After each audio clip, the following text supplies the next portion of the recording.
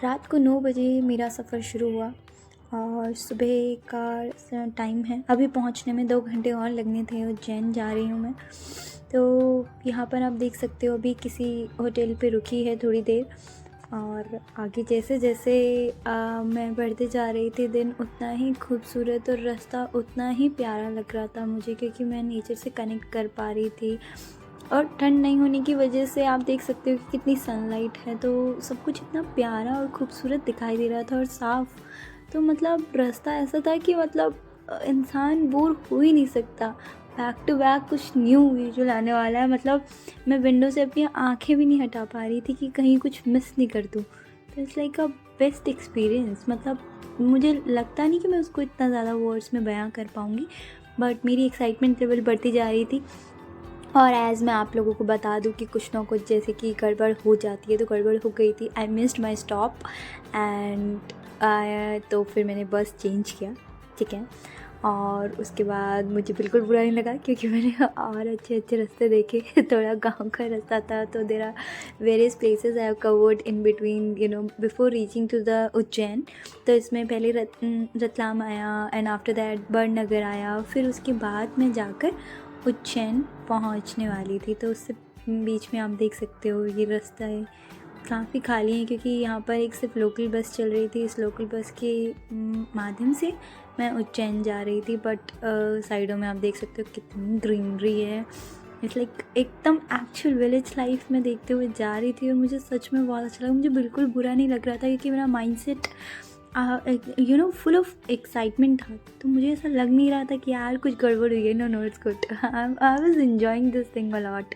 देख सकते हो आप इतने प्यारे व्यूज़। अगर मैं डायरेक्ट पहुंच जाती, 2 घंटे और नहीं ट्रैवल करती, तो मैं ये सब मिस कर देती।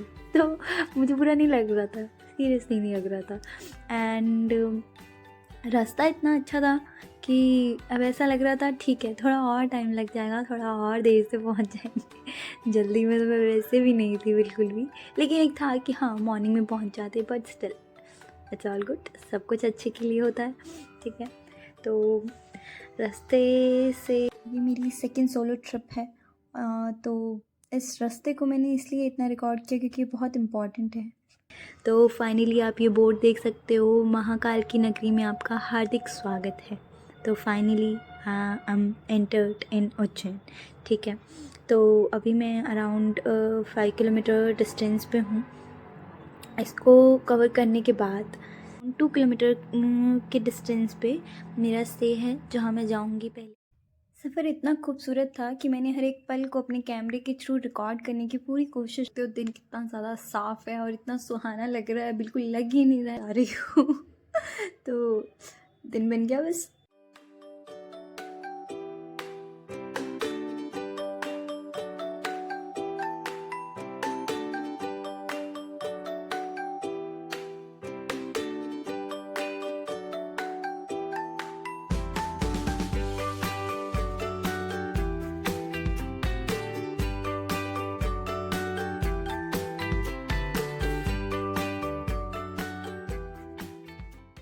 तो मैं बस यही कहना चाहूँगी कि हम कितनी भी योजना बना लें, जीवन कभी भी हमारी योजनाओं के अनुसार नहीं चलता है। हर हर महादेव। आज मकर संक्रांति का दिन है, जो कि भारत में एक महत्वपूर्ण त्यौहार है। संक्रांति का अर्थ होता है गति। यह त्यौहार हमारे जीवन की गति का प्रतीक है, और इस दिन मुझे महाकाल की नगरी में आने का मौका मिला। इससे ज़्यादा और शुभ क्या हो सकता। दिन लंबे होते हैं, जलवायु हल्की होती जाती है। इसे सर्दी से वसंत ऋतु और अंधकार से प्रकाश का प्रतीक भी माना जाता है। इस त्यौहार का आध्यात्मिक महत्व भी है। मैंने अपनी यात्रा का हर पल एंजॉय किया। मैं नई जगहों को देखने और नए लोगों से मिलने के लिए बहुत ज़्यादा उत्साहित हूँ। सफ़र में जुड़े रहिए। अभी मैं आपको गाइस, मैंने ऑटो लिया है और ऑटो से मैं अपने रूम की तरफ जा रही हूँ, जहाँ पर मैं अभी रेडी होकर फिर महाकाल के दर्शन के लिए निकलूँगी।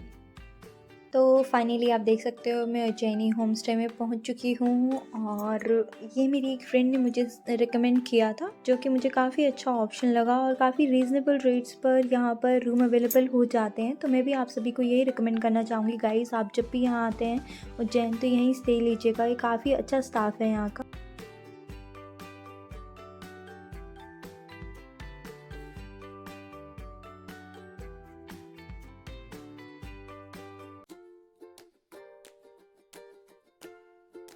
होम स्टे मंदिर से 2 किलोमीटर की दूरी पर है और अभी मैं जा रही हूँ महाकाल मंदिर के दर्शन करने के लिए।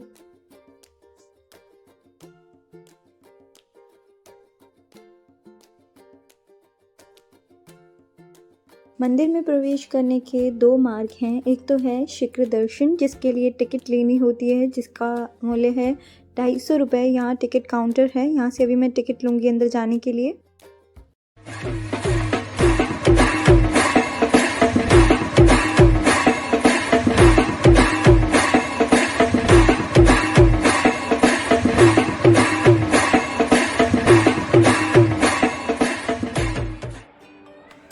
गाइज़, अभी मैंने महाकाल के दर्शन कर लिए हैं और अब मैं यहाँ से मंदिर के बाहर की तरफ जा रही हूँ, क्योंकि यहाँ पर काफ़ी सारे मंदिर हैं। उन सभी के दर्शन करूँगी और मैं मंदिर का पूरा टूर करेंगे हम मिलकर।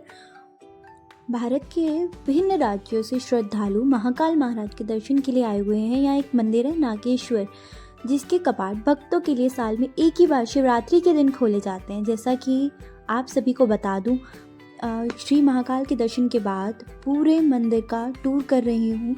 यहाँ 100 से भी अधिक संख्या में शिवलिंग हैं, जिनके आप सभी दर्शन कर सकते हैं जब भी आप यहाँ महाकाल उज्जैन आएंगे। और यहाँ सभी देवी देवताओं के मंदिर भी स्थापित हैं, जिनके मैंने दर्शन किए। जैसा कि मैं आपको बता दूं कि यहाँ पर जो महाकाल ज्योतिर्लिंग स्थापित है, वह 12 ज्योतिर्लिंगों में से एक है, जो कि बहुत ही प्रमुख है। और उसके बाद हम यहाँ के जितने भी प्रमुख मंदिर हैं उन सभी के दर्शन करेंगे आगे। और अगर मैं आपको उज्जैन के बारे में बताऊं तो उज्जैन का इतिहास कुछ इस प्रकार है। उज्जैन का प्राचीन नाम अवंतिका हुआ करता था। यहाँ पर पहले सम्राट विक्रमादित्य का शासन था और उज्जैन शहर शिप्रा नदी के तट पर बसा हुआ है। ये जो आप कतार देख रहे हैं, ये सभी लोग अभिमंत्रित रक्षा सूत्र बंधवाने के लिए प्रतीक्षा कर रहे हैं। सभी के साथ मैंने यहाँ पर स्थापित सभी मंदिरों के दर्शन किए और वहाँ पर उनके पुजारियों से उनके नित्य नेम के बारे में भी जाना। और इन सभी के दर्शन करने के बाद अब आप देख पा रहे हैं दीवार पर काफ़ी लोगों ने अपनी श्रद्धा भाव से मनोकामना पूर्ति के लिए इन धागों को बांधा हुआ है। अपने जन्मदिन के शुभ अवसर पर मुझे इस पवित्र और प्राचीन नगरी को एक्सप्लोर करने का मौका मिला। मैं अपने आप में बहुत ज़्यादा भाग्यशाली महसूस कर रही हूँ। ये आप देख पा रहे हैं प्रसाद काउंटर है। मैंने यहाँ से प्रसाद लिया सभी के साथ और अब मैं यहाँ से आगे बढ़ने वाली हूँ और महाकाल लोक के दर्शन करेंगे, जिसे महाकाल कॉरिडोर भी कहते हैं। महाकाल की नगरी का इतिहास कुछ इस प्रकार से है। कहते हैं प्राचीन समय में उज्जैन के नाम अवंतिका नगरी हुआ करता था और उस समय यहाँ बहुत संख्या में ब्राह्मण रहते थे, जो कि भगवान शिव की पूजा करते थे। फिर यहाँ ब्रह्मदेव से वरदान प्राप्त करने के बाद दूषण नाम का एक राक्षस, जिसने काफ़ी अत्याचार किए ब्राह्मणों पर, जिसके बाद ब्रह्मदेव ने शिव भगवान से गुहार लगाई ताकि वह इस राक्षस के प्रकोप से ब्राह्मणों की और सृष्टि की रक्षा कर सकें। तो भगवान ने गर्जना की, उस गर्जना में ही उस राक्षस की मृत्यु हो गई और उसे काल के नाम से जाना जाता था। इसलिए उसकी मृत्यु के बाद भगवान शिव को महाकाल के नाम से जाना जाने लगा। यहाँ जो शिवलिंग है वो दक्षिण मुखी है, दक्षिण जो कि यमराज की दिशा होती है, इसलिए भी शिव को महाकाल कहा जाता है। बोलो जय महाकाल। और आप ये देख पा रहे हैं, ये मुख्य द्वार है जहाँ से सभी श्रद्धालु महाकाल के दर्शन के लिए जाते हैं। और कॉरिडोर काफ़ी विशाल बना हुआ है और काफ़ी खूबसूरत भी है। सभी प्रतिमाओं के नीचे उनका विवरण दिया गया है। आपको तकरीबन 2 से 3 घंटे लगेंगे अगर आप इसके। अब हम आगे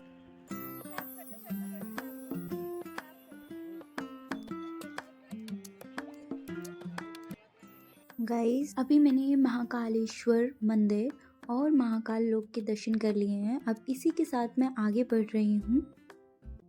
गाइस, अभी हम दर्शन करने जा रहे हैं सर्वप्रथम पूजनीय भगवान गणेश श्री बड़ा गणेश मंदिर के, जो कि महाकालेश्वर मंदिर के समीप में स्थित है। और यहाँ पर गणेश जी भगवान जो विराजित हैं, उनकी काफ़ी विशाल प्रतिमा है, इसलिए इन्हें बड़े गणेश के नाम से जाना जाता है। महाकाल के दर्शन से पहले अपना यात्रा का शुभारंभ बड़े गणेश मंदिर के दर्शन से कीजिएगा। यहाँ यशोदा मैया और भगवान कृष्ण भी विराजमान हैं। बालाजी महाराज, पंचमुखी हनुमान की भी मूर्ति है और नवग्रह भी यहाँ पर मंदिर में देखे जा सकते हैं। इसी के साथ साथ आप देख पा रहे हैं यहाँ पर मंदिर में शिवलिंग भी है। बड़े गणेश मंदिर के दर्शन करने के बाद अभी मैंने सोचा कि थोड़ी देर मार्केट भी एक्सप्लोर कर लिया जाए, देख लिया जाए। तो अगर जैसा कि मुझे कुछ लेना होगा तो मैं वहाँ पर वो ले सकूँगी। तो काफ़ी बड़ा मार्केट है जिसमें आपको हर चीज़ आपको अवेलेबल हो जाएगी। आप जो भी अपने साथ ले जाना चाहते हैं, भगवान की प्रतिमा, मालाएं, रुद्राक्ष, सभी तरह की चीज़ें आप यहाँ से लेकर जा सकते हैं, जो कि एज अ मेमोरी आप अपने घर में रख सकते हैं। गाइस, जैसे कि आप सभी जानते हैं कि महाकाल की भस्म आरती सबसे ज़्यादा प्रसिद्ध है। अगर आप उसी के दर्शन करना चाहते हैं तो सुबह 4 से 6 बजे भस्म आरती होती है। तो उसके लिए आपको पहले ऑनलाइन बुकिंग करनी होती है। इसका कोई शुल्क नहीं होता है, लेकिन हाँ, काफ़ी ज़्यादा भीड़ उस टाइम पर होती है। तो जब भी आप जाइएगा तो पहले ही ऑनलाइन बुकिंग कर लीजिएगा अपनी। गाइस, अभी मैं आगे की तरफ बढ़ रही हूँ क्योंकि मुझे काफ़ी भूख लग रही है। तो मैंने सोचा पहले कुछ खा लिया जाए, फिर हम यहाँ के सभी प्रमुख मंदिरों को एक्सप्लोर करेंगे। यहाँ आसपास में जो ये था, तो मैंने फिर किसी ऑटो वाले से पूछा, उन्होंने मुझे बोला सतयुग रेस्टोरेंट ये काफ़ी पॉपुलर है। तो मैंने यहाँ पर जाकर कुछ स्नैक्स एंड ऑल खाया एंड आफ्टर दैट इसका टेस्ट काफ़ी अच्छा है। अभी मैं आगे की तरफ जा रही हूँ। जैसे कि यहाँ का काफ़ी प्रसिद्ध मंदिर है हरसिद्धि माता का मंदिर। तो इस तरफ से जैसे अगर हम जाते हैं तो आपने देखा अभी बड़ा गणेश मंदिर, इसी के आगे जाकर महाकालेश्वर मंदिर है और उसी मार्ग पर चलते हुए हमें विक्रमादित्य महाराज का एक मंदिर है, उसके भी दर्शन करेंगे।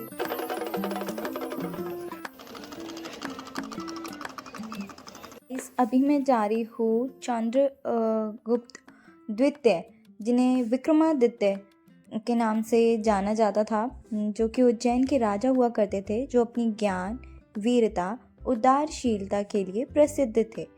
यहाँ बैठकर वो अपना न्याय करते थे। जहाँ उनका 9 रत्न दरबार लगता था, जो कि अलग अलग विषयों में निपुण थे। कहा जाता है उनके सिंहासन में 32 देवियों का शक्ति थी, जो उन्हें न्याय करने में मदद करती थी।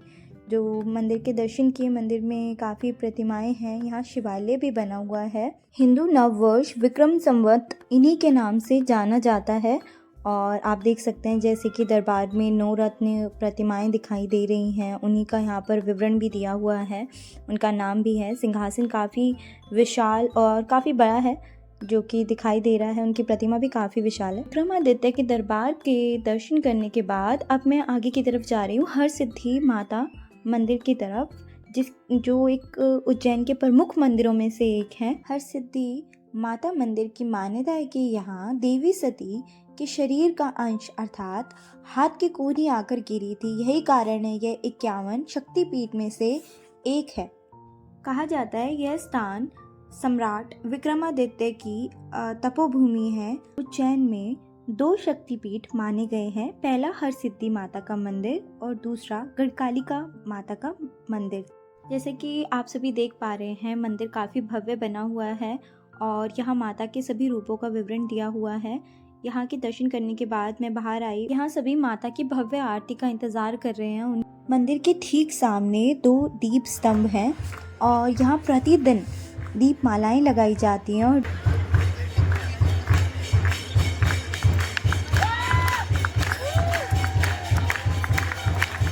महाकाल के दर्शन करने के बाद हरसिद्धि माता के दर्शन अवश्य किए जाते हैं, अदरवाइज महाकाल के दर्शन अधूरे माने जाते हैं। प्रतिदिन 7 बजे माता की भव्य आरती ढोल ताशे बजाकर की जाती है। गाइज़, अभी मैं आगे यहाँ पर टावर चौराहे पे, जहाँ पर सारा स्ट्रीट फूड मिलता है और ये काफ़ी फेमस है यहाँ पर, और बहुत ज़्यादा रीज़नेबल रेट्स में आपको, मतलब 30, 40, 50 तक आपको सारी चीज़ें जो भी आप खाना चाहते हो फास्ट फूड आपको यहाँ पे मिल जाएगा। ठीक है, बाकी मैं यहाँ पर खाने आई थी idli sambar south Indian food, but unfortunately आज जो साउथ इंडियन वाला जो भैया है वो यहाँ पर नहीं थे, तो मैं वो नहीं खा पाई। तो मैंने सोचा कि कुछ न्यू ट्राई किया जाए। सारी स्टॉल्स के पास से मैं घूम रही थी, मैं सोच रही थी कि पता नहीं क्या खा सकते हैं, बट खाना देखकर ही मेरा पेट भर जा रहा था तो मैंने फाइनली डिसाइड किया कि मैं खाऊंगी यहाँ के गराड़ू। मैंने पहले कभी खाए भी नहीं थे, तो यहाँ पर एक स्टॉल है तो ये 100 ग्राम्स 40 रुपीज़ के दे रहे थे, तो मैंने ये ट्राई किया and I really like the food, like जो डिश इनका ये जो है फूड मैंने पहले कभी खाया भी नहीं था, तो it's was a good experience. तो उसके बाद अब मैं यहाँ पर आ गई हूँ श्री गंगा, जो कि काफ़ी फेमस प्लेस है यहाँ पर, रेस्टोरेंट, और फूड इज़ हाइजेनिक है, तो इसलिए मैं यहाँ पे आ गई हूँ। ये काफ़ी पॉपुलर भी है, और जैसे मैं अंदर गई यहाँ पर मैंने काफ़ी देर वेट किया, सीट अवेलेबिलिटी ही नहीं थी, और यहाँ की स्वीट्स इतनी टेस्टी थी ना। आई हैड देयर गाजर का हलवा एंड मूंग दाल का हलवा, बोथ आर बेस्ट, है ना। उसके बाद Friday they don't have the space, तो वेटिंग में रहने से अच्छा तो आई थॉट कि खाना पैक करा लेते हैं, रूम पर जाके होटल पे जाके खा लेंगे, ठीक है। तो मैंने ऐसा ही किया क्योंकि I don't want to wait, but they had everything and I tried few things जो कि काफ़ी अच्छा टेस्ट है। अगर आप भी उज्जैन जा रहे हैं तो आप यहाँ पर हाइजेनिक फूड और डिलीशियस